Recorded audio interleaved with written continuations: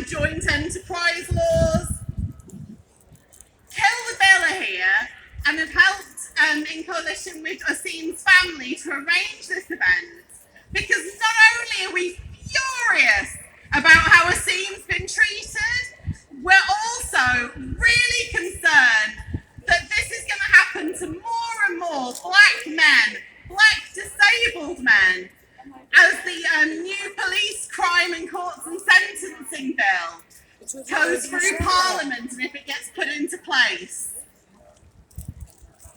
The bill is being expanded at the moment to change and rebrand young offenders institutions into schools, although don't be fooled, they'll still be run by the Ministry of Justice, they'll still be the same things, the same hostile places that harmed Osime so much. And we'll hear more about that from his mother, Joan, later. These changes will expand the prevent and gang matrix approaches to policing. They will expand by creating serious violence reduction orders, which very much like the racist joint enterprise laws, allow non-offenders to be targeted and charged for crimes just for being present when someone else committed one. Under the serious violence reduction orders, you can be charged for a crime if the police decide that you should have known that somebody you're with has a blade in their pocket. It is grossly unfair, grossly unjust, and designed to target black youth.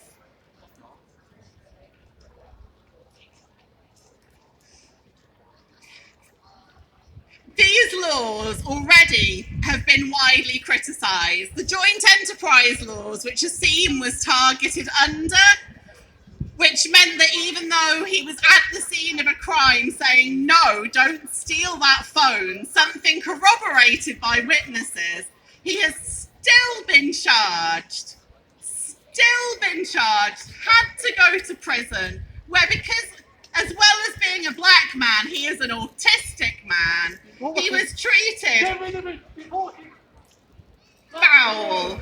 He was treated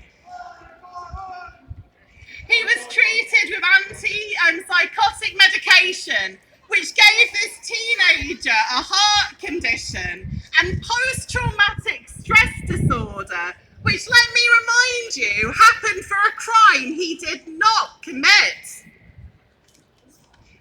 Because he's disabled, he is multiply marginalised by society. We know that disabled people, especially black disabled people, are even more likely to be targeted by the police because of myths around our behaviour, our potential for violence. Because disabled people generally have much poorer access to justice, and also because we have increased visibility when things do go wrong. A few years ago, 11 out of 18 deaths in police custody or with contact with police were disabled people, or were people that the police had wrongly assumed were disabled at the time they killed them. If we look close at hand, we can see the case of Dalian Atkinson, killed by the police. Kingsley Burrell, another local, killed by the police. But this brings me back to the family. This brings me back to Osime's case. Osime's mother, Joan, is here 10 days before she visits the Home Office to try and convince them not to deport her son. She's asking us to come together and stand with Osime and his family.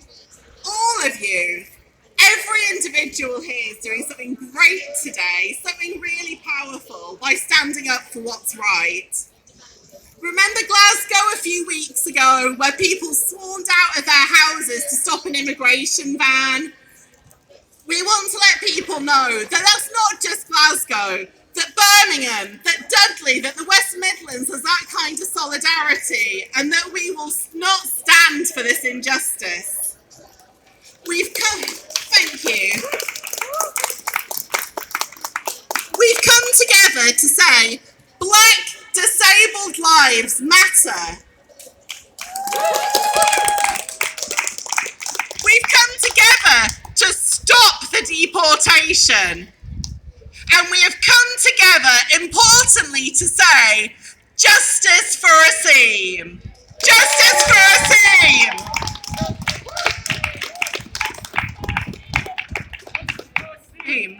Thank you very much. Thank you, Emma. Joanne's got a friend, Tony, here, who's just going to quickly say a few words. He's going to introduce himself. Thank you. I'm not jumping the queue. My name is Tony Kelly, and I'm based in Birmingham. I'll start off by saying I am British born, but the accent don't sound British. Because if you know anything about the Caribbean island of Jamaica, that's where my parents sent me at an early age. So I grew up in Jamaica, then came back here in 1979. I saw on the Facebook page this morning about this event. The center of the universe seems to be London. Anything further than Watford Gap, nobody wants to know. So I thought, I haven't been down to any of the events in London, but I'm coming to this one right in my hometown, in my backyard. It's important. I'm actually coming, as you can see, with my tracksuit from my gym class, because I have diabetes. I take no medication for it. I'm a diabetes ambassador. I go all over the world to give talks about diabetes because it impacts and affects black people in a big way. So this is what I do. I used to be a senior probation officer. So people's cases like Osime, I'm familiar with, going to every prison around the country. 30 years of doing that. I don't look old enough to have retired, but I'm early retired. And after I heard about this campaign, Bishop Joe Aldred put me on to Joan and her husband and said, get involved. I have given Joan a lot of support since then. In the Christian community, you might hear of God not sleeping. I change it. God no wear pajamas and God no wear nighty. Okay?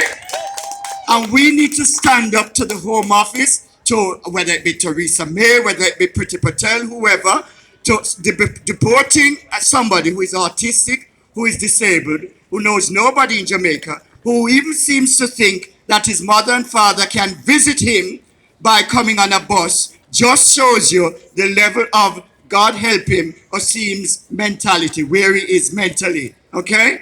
We as black people, African, Caribbean, and white people need to stand up and be counted. We need to think about equality, equity, diversity, and inclusion. Whether you're disabled, whether you're young, whether you're old, whether you're whatever sexuality you are, you need to have a voice.